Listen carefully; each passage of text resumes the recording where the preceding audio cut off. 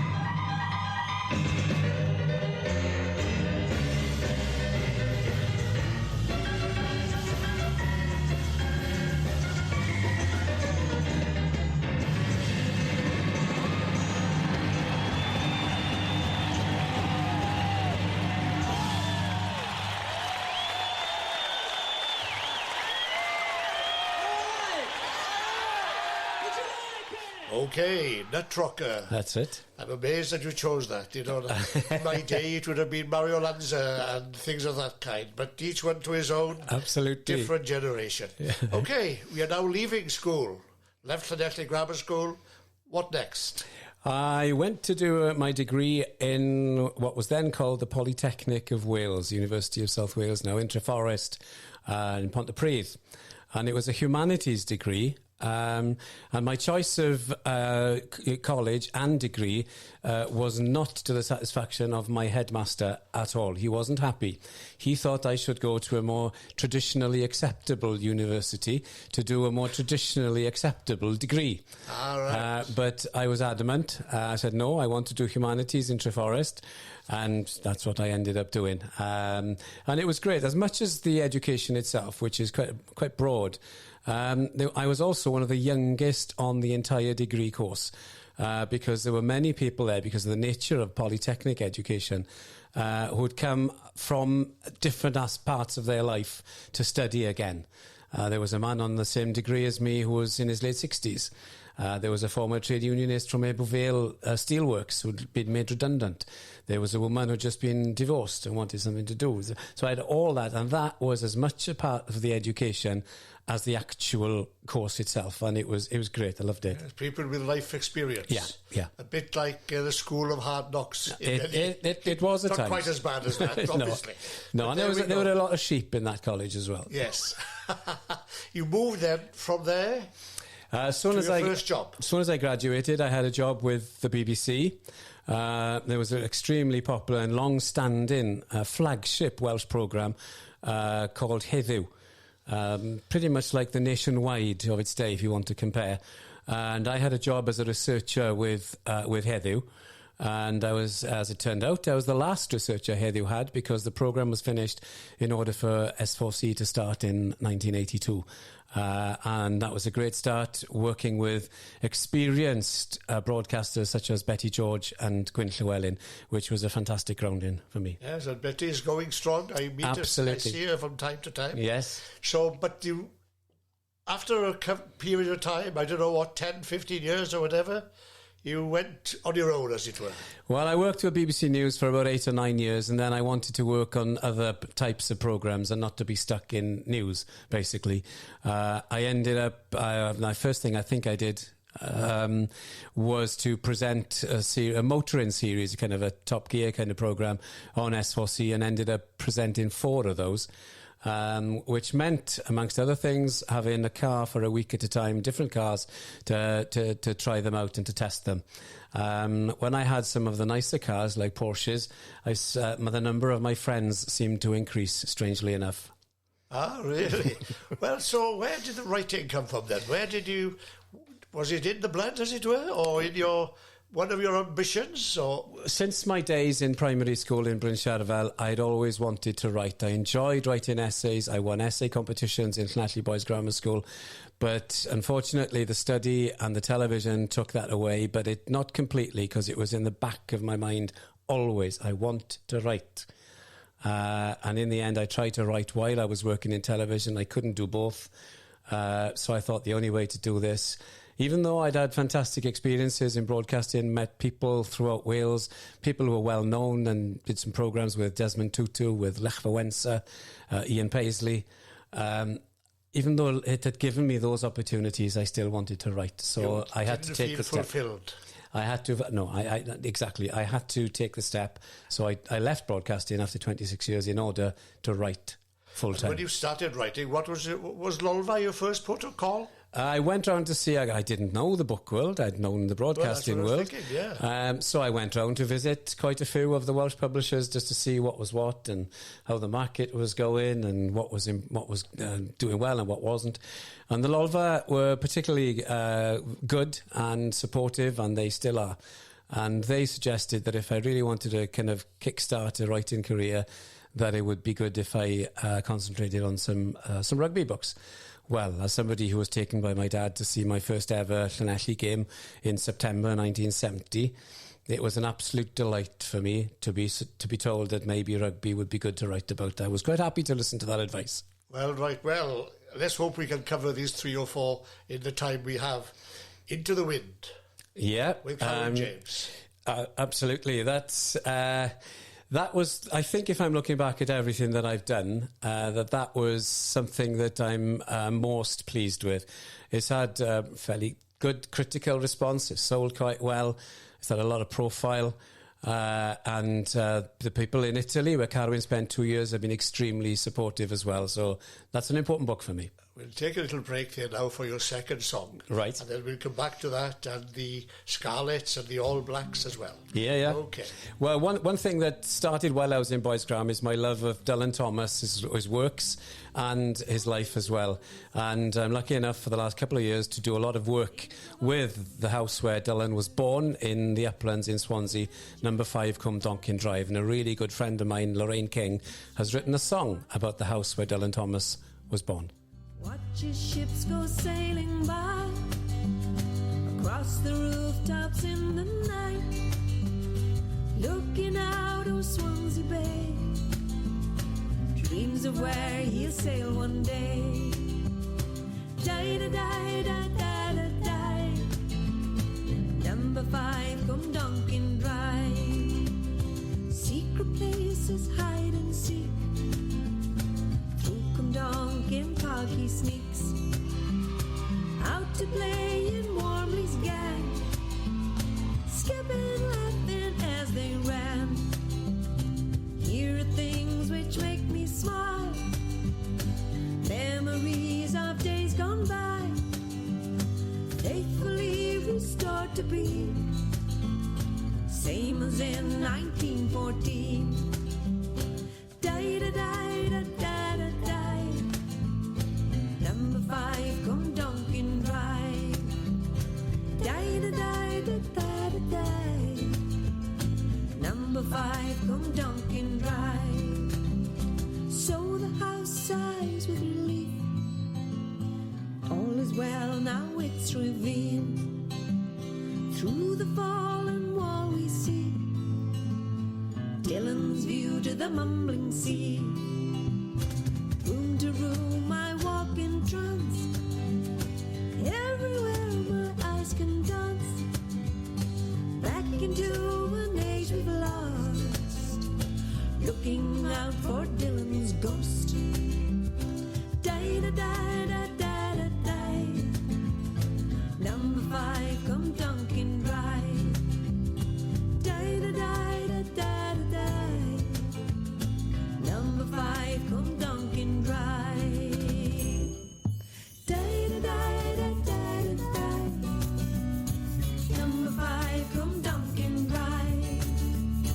Die-da-die-da-da-da-die, number 5 Cwm Donkin Drive. To eyes of childhood innocence, all the world is deemed immense. The memories are kept alive. Number 5 Cwm Donkin Drive. Die-da-die-da-da-da-die, number 5 Cwm Donkin Drive. Die-da-die-da-da-da-die, number 5 Cwm Donkin Drive.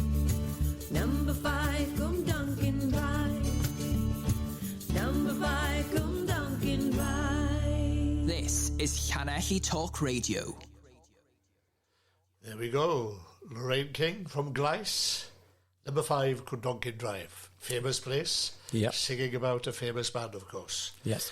Now then, let's talk about these books now, Alan. All right. Right, you started with Into the Wind, but you took Into the Wind to Italy. I did. Carwyn spent 2 years coaching in Italy and took the Rovigo team to the Italian Championship. But the interest and the support in Carwyn there today and broader in other regions as well is quite phenomenal. I was overwhelmed by the response that my book had out in Italy, I must say. I've been out there 3 or 4 times specifically to speak about Carwyn James. And what the main thing that they really, really warmed to him is that he was such a cultured man, not just a man of rugby, that he would enjoy the opera, that he would go and see a ballet, that he was a regular visitor to the art gallery in Rovigo, which I've been to. I think he could speak 5 or 6 languages. Yeah, well, he learned Russian while he did his national service. That's right, yeah. He could speak Welsh, he could speak English, he learned Italian. Yes. So he was an extremely gifted man. Yes. And to try to get to know someone like that, I found fascinating as a writer. I knew him both from the chapel end, from the rugby end, and the village and the school and everything else. Yeah. Such a sad loss. It was. And the way it happened. Absolutely, it was. But there was a far happier time when we beat the All Blacks Yes. in 1972. Yes, well... The pubs ran dry. Yes, well, I know that if you listen to everybody who says that I was there, it probably would have been about 28,000 people in Stradey at that time, which only held about 15. But I actually was there. With the school, I was 12 at the time, and we were sat along the touchline in front of the Tanner Bank on wooden benches. And to think today, obviously, that wouldn't be entertained. But, of course, so when the players were coming our end of the pitch, we could almost reach out and touch them. That's right. And once the game was over, I was one of the first onto the pitch, and I remember slapping Delmy on his back as they were lifting him. An amazing time. And again, personally, at the far end by the scoreboard, right where Roy Bourget scored his try, my grandfather was sat in his disabled three-wheeler car. And to know that my grandfather was there right in front of where Bourget scored the try added a little something special to it as well. Well, like you, but much before you, obviously. I used to go there with my father and sometimes with my uncle, who was the preacher in Adgaredig, in the days of Lewis Jones and Ray Williams and all those people. And I too was there, by the way, 1972. There we are. Well, I used to be a member of Parliament in those days. Yeah, so right. we had a good time. It Of was course. a great day. Then you wrote the history, the official history of the Scarlets. Yes, I did. That, again, was an absolute joy to do. It's almost a book I would have paid to do. Not quite, but nearly. Because, obviously, it's such a rich history. Going back to the 1870s, all the way through to 2014 when the book came out. Wow, what a story. What a rich story. We talk about the heritage, and it's been talked about in recent days with, new people taking over and the board and as a head coach, etc. at Scarlets, and they all refer to the heritage. But to actually look at it and to see... and what fascinates me as much as anything, my history of the Scarlets isn't about the statistics of the games. It isn't about score lines and facts and figures. It's about the people. The first chapter, it's quite funny, is about the history of Llanelli in the 1870s. Really? Because the team came from a community. There was a reason why it was formed, and I had to nail that big link right at the start. And quite a few people said, Al, what do you want to write that for? That's got nothing to do with rugby. That's the point, don't they? But I say, well, the team came from somewhere.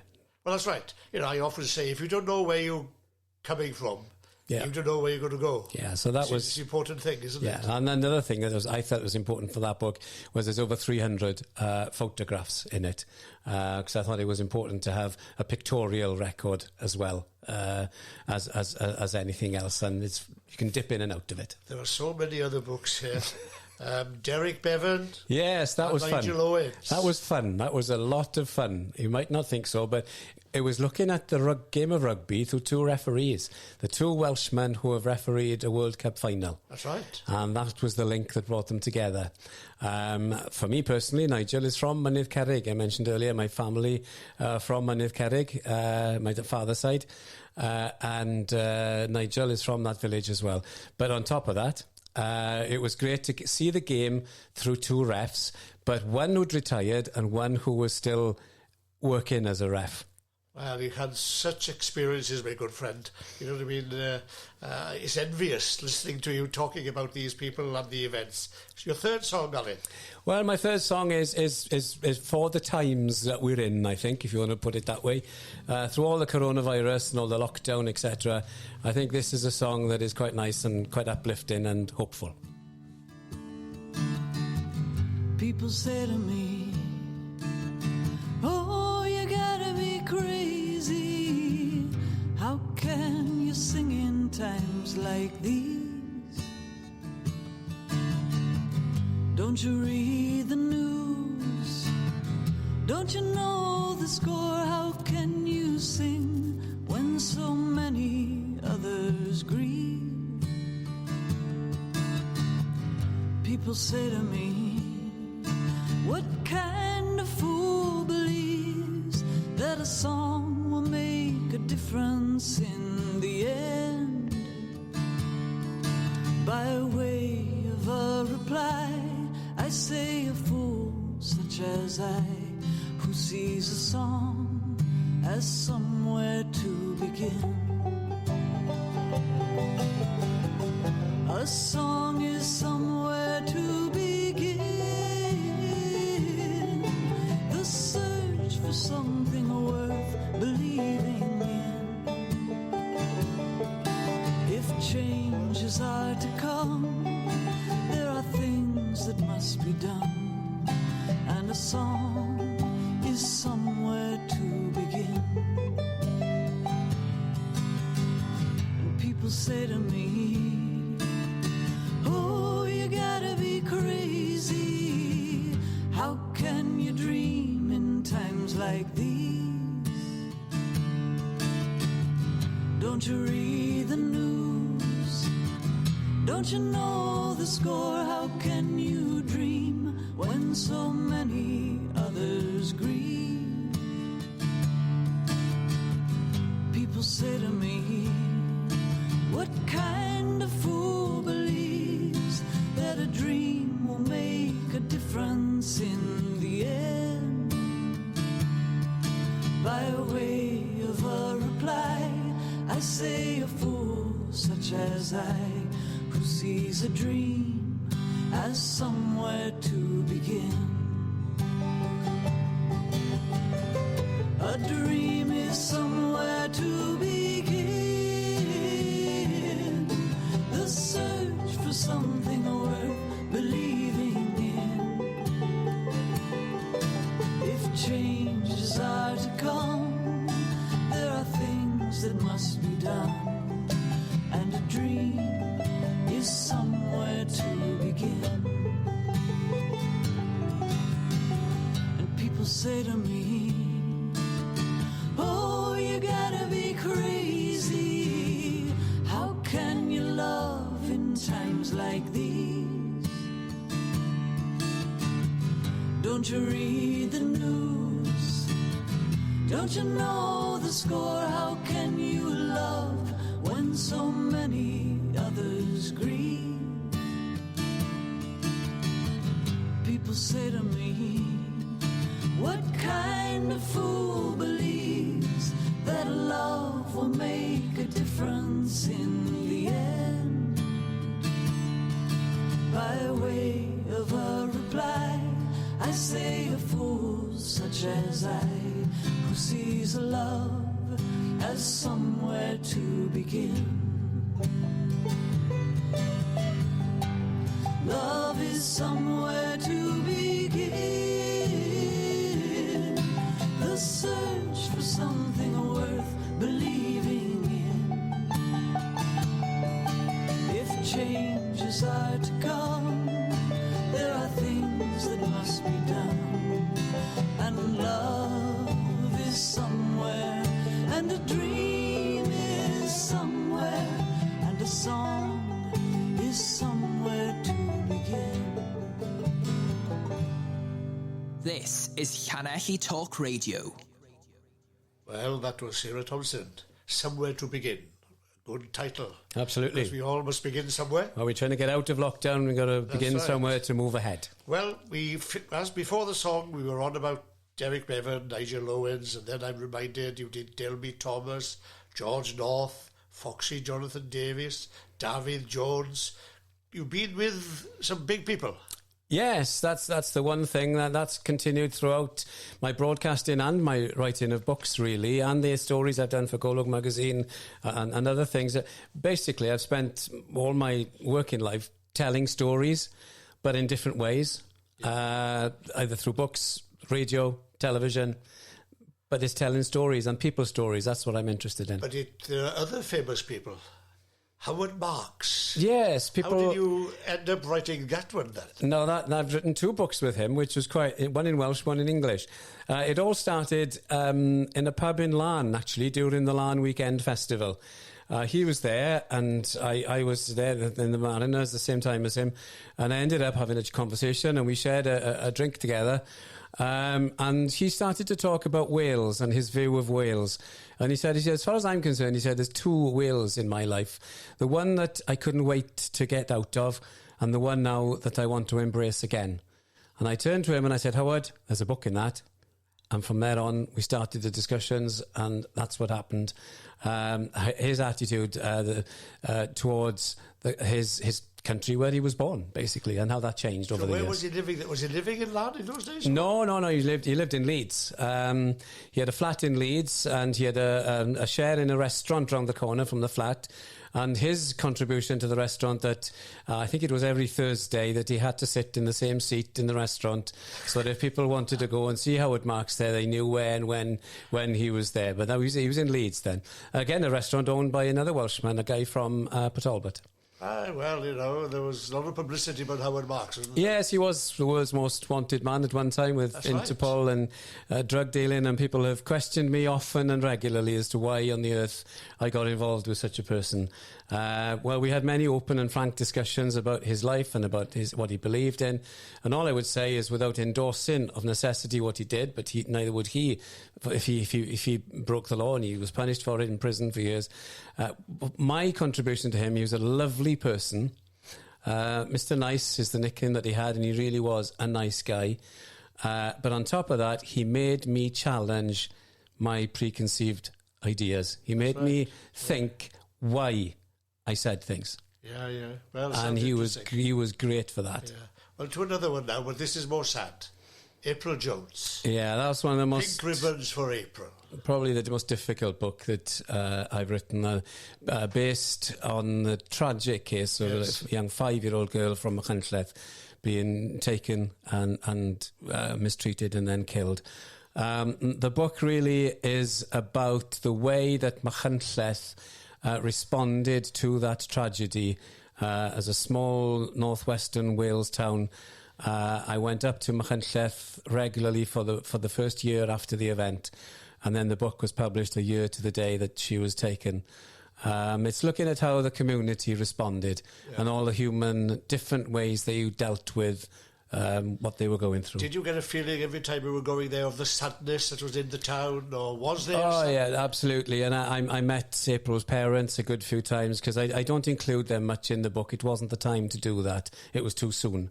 But I wouldn't do the book without them knowing I was doing it. Of course. So a meeting was fixed up, and then from then on I used to go to their home. And their sadness was the same all the way through. The community's response changed as the year went on. I won't go into detail here now, but in effect, one big change was when some of the ribbons that they put up in the town started to get dirty and decay. There was a big discussion as to whether they should be replaced or not, or was it a time to move on? And that split the community to an extent, as a way of dealing with the grief that we would never know, basically. I have to say, you have a great knack of giving wonderful titles to books, because it says it all, doesn't it? The Pink Ribbon, you told me you've got one. Yes, I've still got the pink ribbon that April Jones's mother gave me. I won't get rid of that. I'll keep that as a sad memento, but as an important one of a time when I was able to gauge a community, which is a change for me, because I usually deal with people, as we've already discussed. But here I was gauging a community's response, and that ribbon will... Right, then, Life in the Coal House. Yeah, that was based on a BBC Wales series called Coal House, when they took 3 families from Wales to live in conditions as they would have been in 1927. They had 3 small, tiny cottages where they put these families to live in the basic 1927 conditions.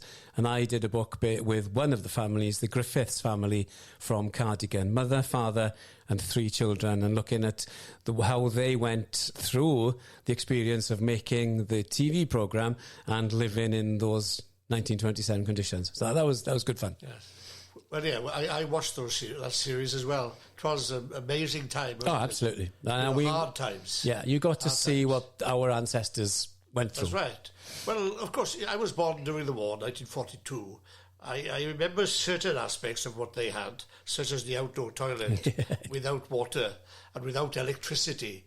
Because I remember when those things came, I was 5 years of age. So there was a lot of realism in that story, wasn't Yeah, oh, totally. It was made completely as realistic as they possibly could. Yeah. That's right. Cardiff before Cardiff. That's another departure for me, which is I'm meeting a young photographer from Cardiff, John Pountney, who had a photography studio in Cardiff. And in a drawer in that photography studio, he found a load of old photographs taken by the previous photographer who had to leave in a hurry. And they were of Cardiff in decades before that. And then, cut a long story short, John ended up meeting this photographer who took the original photographs, and they decided to come together to put the original photos together with new photographs that John would take of the present day, and then I was to write the words to go, the introductory chapter, and the words that were to go with the photographs. Yeah. So that was a lovely book to do, photographs and words, which is pretty much what my life's been about, telling stories through pictures and words. Well, to bring it up to date, we've involved together in 2 or 3 books, but we've just finished one on Carwyn Jones, the former First Minister. Yes, I have. If it wasn't for the virus, that would have been out by now, but it's going to be out in the autumn. That was lovely to do because Carwyn was insistent that we didn't do just politics, which is why the book's called Not Just Politics. So it's about his rounded life, and that's out before Christmas. Well, there we go. Well, thank you, Alun Gibbard. It's been a marvellous time in terms of you describing your stories, your background. You've got a wealth of experience and background. Well, Dynani, that's it for today. The first one is over. We will meet next week, but with Wyn Thomas from Swansea Sound. Very well-known name back in the 80s and the 90s. A well-known voice as well with Swansea Sound, and he did other things as well. There we go. Trust you like the first series. We will now move forward with plenty of other people along the road. Wyn Thomas, Dr. John Ball, Ira Thomas, first NHS baby. The list is endless. In fact, they'll be queuing up. I tell you that they'll be queuing up. They'll want to be on Alan Evans's Llanelli Online and Wales News Online and Llanelli Talk Radio. Daboch, cheerio.